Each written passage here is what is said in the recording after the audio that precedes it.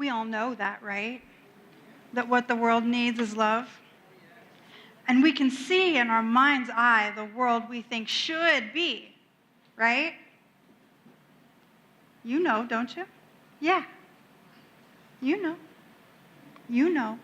It's not hard to have a picture in our mind of how the world should be. And if we were struggling at all with that, Centers for Spiritual Living gives us that beautiful global vision that we seek to hold of a world where there is, in fact, enough love and respect and kindness for everyone, where there are resources to be shared, not used as commodities, that there is community, not transaction, that our focus is free to be on the arts and creativity and joy and helping one another and being with one another, yeah? You can imagine it, right? And sometimes that's where it stops.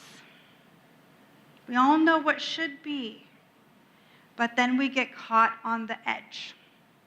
This whole month we've been talking about the edge of our divine action, the edge of our divine femininity, the edge of what we know, right up to the tippy edge. But we don't know what's next, and so we're afraid to step. And today we get to talk about the edge of the possible. We think of it as that first step beyond the known. Oh no, am I going to fall? Friends online, there's a step here in case you can't see it. The edge of the possible, meaning beyond that which we know for sure, beyond that which we have glimpsed with our human eyes in the manifest form. But if we are never willing to go past that edge, can we get to that thing that we just sense in our hearts ought to be available for everyone? Because it's not in my known experience. I would love to say it's in my known experience that I have lived in communities that are completely supportive of one another, completely non-judgmental, completely sharing of resources and commitment and joy. I would love to experience that. And I think we get about as close as I've ever seen here at New Vision Center. And yet, we're a room full and a planet full of people who want that greater next thing.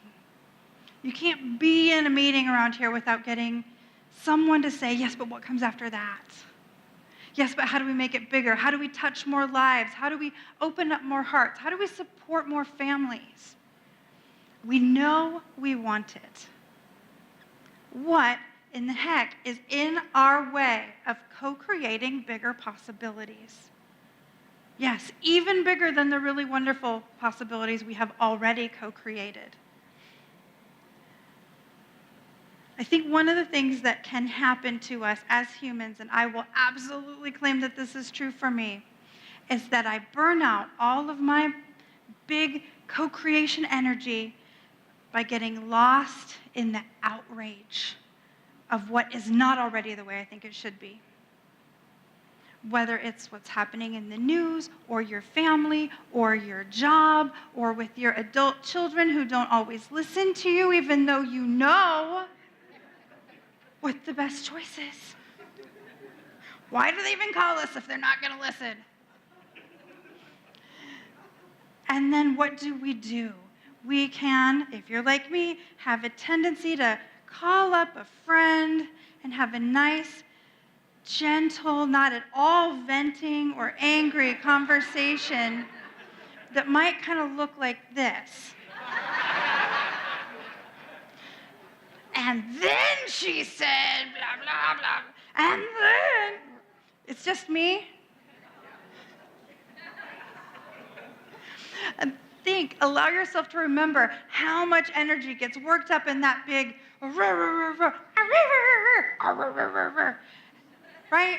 And we burn up all of that productive energy just ranting about how dare they think, say, do, be, not think, not say, not do, not be what I think. How dare they? Think about that big emotional swing that happens when our our poor spouse walks in the room right after you got news that you did not like. Do you know what he did? He's like, I'm going to go back outside with the dogs where it's safe. What if we decided to not spend all of our energy on that? You know, when you feel this wheel going? Because here's the deal. It feels productive, doesn't it? It feels like I'm taking a stand. I'm getting engaged. I will not allow this. Not on my watch. But we blow all the energy in the venting, and then how much energy is left to do anything meaningful? I am so sorry to tell you, as I was sorry to hear myself, that ranting at your best friend is not going to enact any change in the world. Oh. But I'm so good at it. But it does not, in fact, enact any meaningful change in the world. Oh no, that's like 98% of my activism. What will I do? Oh my gosh, friends. And what is to be done is to try and catch ourselves before we blow all that energy, and instead start cultivating a faith that is bigger than the outrage, a faith that is deeper, that is connected to what we know could be. Whew. Let's all take a breath together.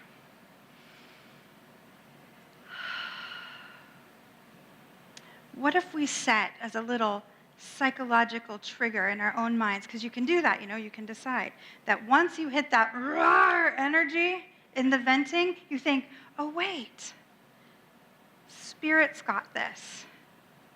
I don't know how it's going to work out, but I don't have to weigh in with my roar. Instead, I need to tune in to what's next. Because if we're inspired enough to get worked up into a big old tizzy, I'm willing to bet, I would bet you $5.32. Because I'm not crazy. Okay, well, maybe a little. But I would bet you $5.32 that the same energy that has you riled up and wanting to vent about whatever your favorite issue of the day is, the energy pushing that beneath is the energy that has instructions for what is yours to do about it. But we have to get quiet to hear the instructions. We're out shouting God, y'all. Sometimes literally. I get sassy. One of the essential tools, I'm going to pause. This is a quote from Estelle Frankel, one of our beautiful, beautiful writers in the New Thought personal development space. One of the essential tools of faith is imagination. Every journey into the unknown requires imagination, the ability to see through things that are not yet visible or manifest. So sinking into this deeper faith is about connecting to that higher vision and then trusting that Spirit knows how to get us from here to here. There's a path. There's a path, an elegant path that serves all beings, and Spirit knows how to connect it. And if we wish, and each one of us gets to decide on our own and on our own timing, we can save the energy from the venting to put towards supporting Spirit by taking the step we're asked to take and trusting that that's a piece of many, many, many thousands, millions of pieces to get to a world that works for everyone.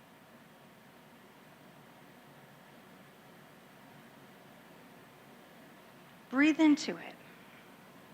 What would it be like to decide to use your life to be a catalyst, an energetic catalyst for creating a world that supports everyone, where there is, in fact, as the song said, not just for some, but for everyone, enough of all that is needed for a happy, healthy life? What if you chose? It's not hard. It's a shift of one set of thoughts for another. It's the shift between what's wrong and how do I fix it to Spirit's got it, where am I called? Spirit's got it, where am I called to be part of that path? Oh, and it's hard to lay down the fix-it wrench. I get it. It's so satisfying and superior to figure out what's wrong out there and then tell them how to fix it. Own it. It's kind of fun. It just doesn't do anything. Because you tell somebody what they ought to do, what do? You can't make me, right? It's like you just gave them ammunition to not do what you think that they should do. And hey, by the way, you know how you don't like anybody to tell you what to do? Oh man, it goes the other way. They don't like it either. All right, now that we've got all that clear, we're aiming for where am I called? Where am I called? Thankfully, it's not just Julie. It is Julie, but it's not just Julie. Julie, it's all on you. The world is counting on you. We should all pray for her. It's a big job. It's not just Julie. The whole piece of not just for some, but for everyone means everyone gets to be in on this shift. Every single person that chooses to be. And then we get to take advantage of utilizing the collective consciousness, the collective subjective. We may not have the whole planet on board with us quite yet, but if we could get most of the people in this room and online, I think we've got a pretty good group put together. So here is what Ernest Holmes said, and I think it's important to take into account that he said this in 1959, less than 6 months before he transitioned. It was one of his very final public talks at the dedication of the church in Whittier, California. And among many, many things that he said in that talk, he said, "We have not done yet what I believe we should do with our membership. We have yet to see what the multiple consciousness of a church body can do if the members are properly trained. There is a law of good. There is a law of power in the universe greater than we are, and we can use it. And it will multiply its effects 1,000 times through the united consciousness of a group." It will multiply its effects 1,000 times through the consciousness of a group if we are united. What might happen if we aligned in a vision that good is available for all? That what is needed is available for all, and that we are each willing to become workers on that path if called by the divine. I'll tell you one thing it frees up for us. We don't have to agree what good is. You know, usually when I've got a committee of, say, 10 people, 2 people of the 10 see the world from a very different perspective. And it's difficult to come to agreement what the goal is. Ever happen in your world? Right? Everybody's got the one uncle, the one cousin. Yeah, everybody. Every family has at least a couple outliers. In my family, it's me.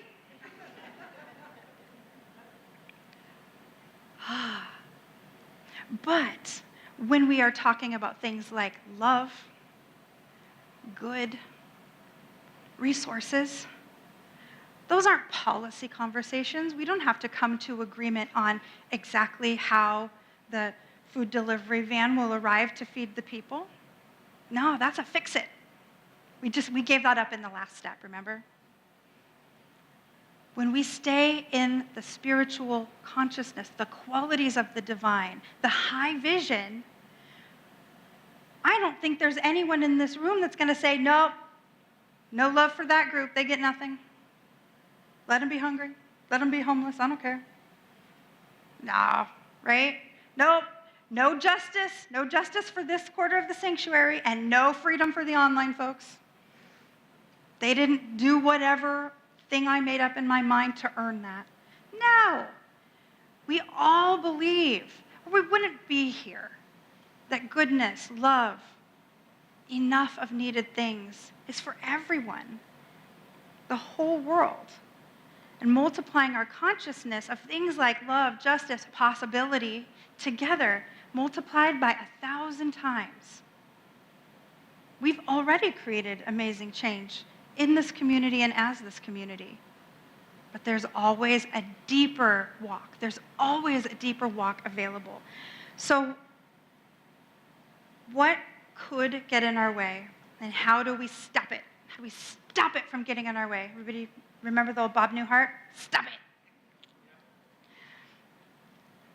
To be willing to step to the edge of possibility, and more importantly, over that line, we have to be willing to be changed by the process of prayer, by the process of meditation. In order to really step over that line, I think it's imperative that we remember that the way the prayer is answered first through us, and through dismantling anything in us that interrupts the flow of that good. So if I'm claiming good, I'm claiming love for everyone. If there are things in me, stories, histories, how I self-identify, anger, judgment, defensiveness in me around love, can I really be part of bringing that forward? Nope, it stops with me. I can only walk it out once it has changed me. This one is especially challenging around romantic love. That's something that I see many of you about every week. Because it's high up on the list of things that can cause dismay in our lives, right? Things aren't happy at home. Woo! Not happy wife, not happy life. I've heard. And the challenge becomes, this is just the way I am. I'm right to expect these things. I'm not asking for anything unreasonable. She never, he never, they never. How hard is it to just? I know that these are very foreign sentence fragments, and I'm sure you have never said or thought them. But just in case.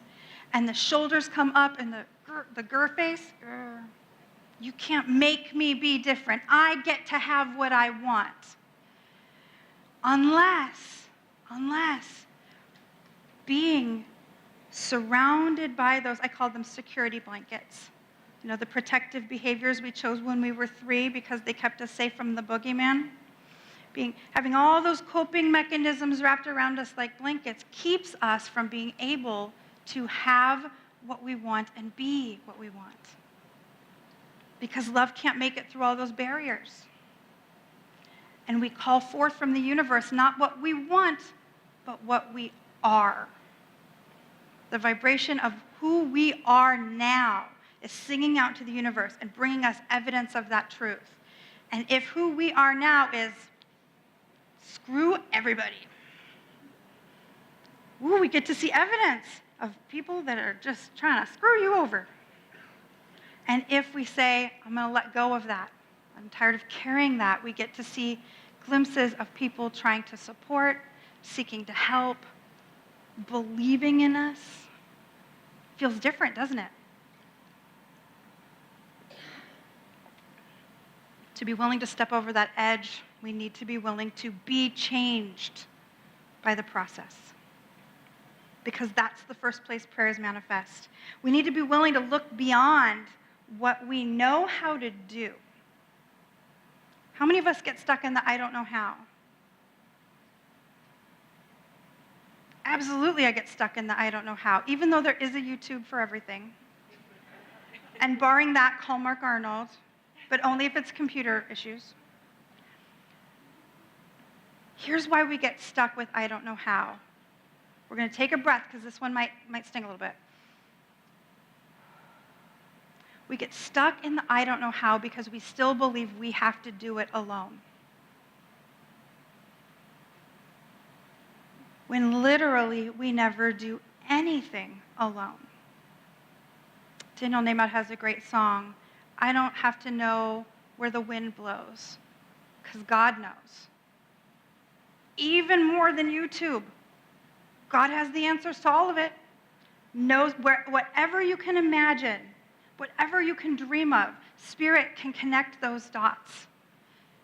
The entire universe conspiring for our good along that line of our intention. If we will Let it.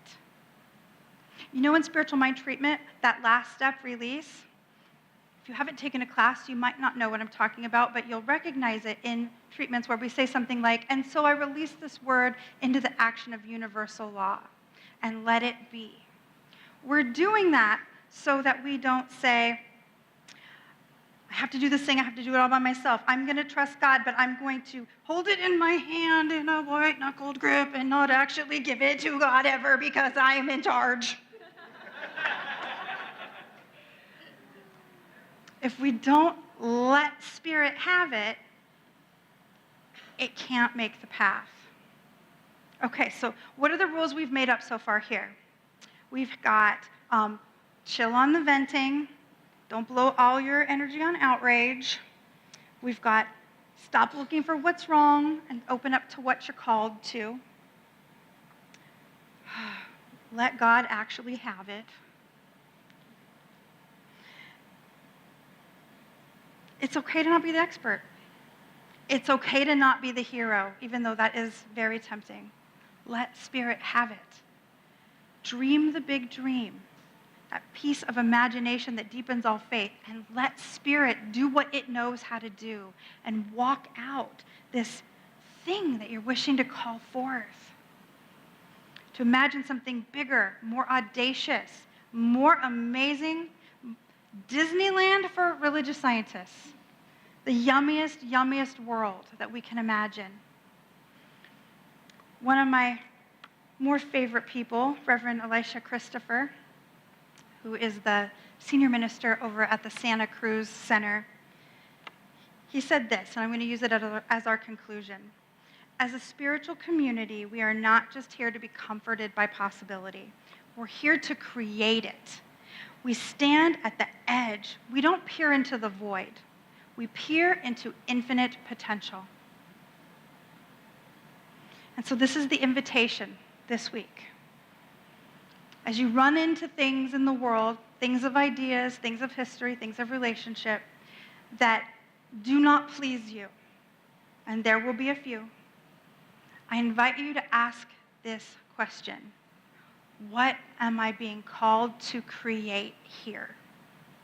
What am I being called to create here? I'll be doing it all week. Will you be with me? Yes, and so it is.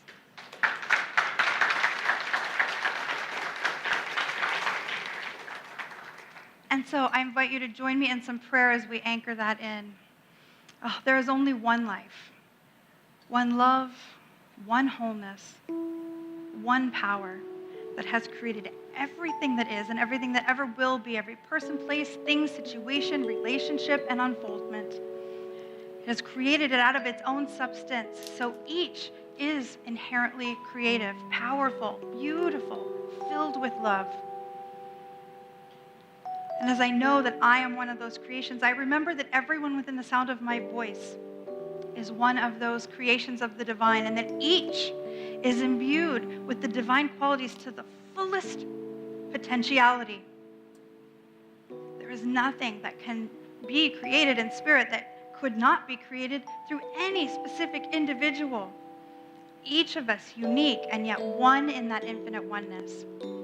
And so knowing that, I affirm that this is a community that is unified in the direction of global good.